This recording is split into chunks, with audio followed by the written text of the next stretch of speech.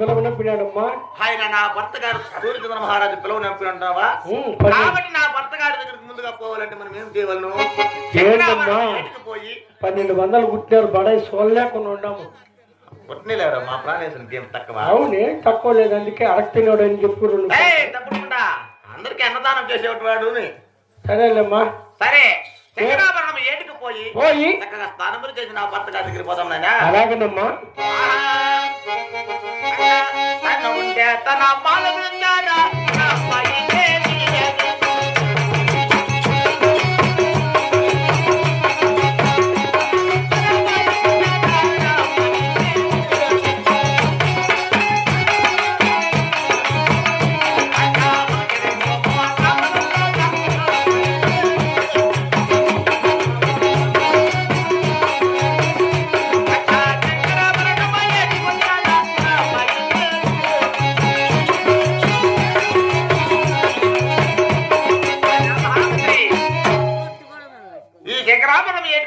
కాబట్టి ఈ ఏరులో చక్కగా స్థానములు ఆచరిస్తాము నాయనా.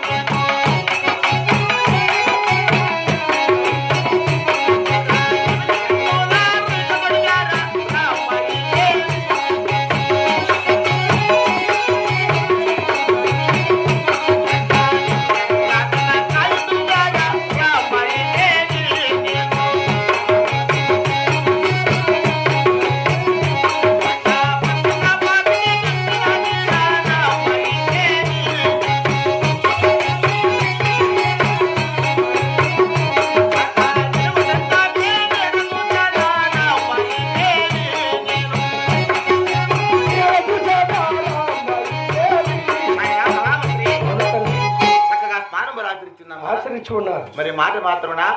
పాండురంగ స్వామి వద్దకు వెళ్ళి పూజలు చేసుకొని అవునమ్మా తర్వాత మొత్తం పోదాం. అలాగనే తల్లి. అట్లా శంకరాభరణము ఏరు వదిలానా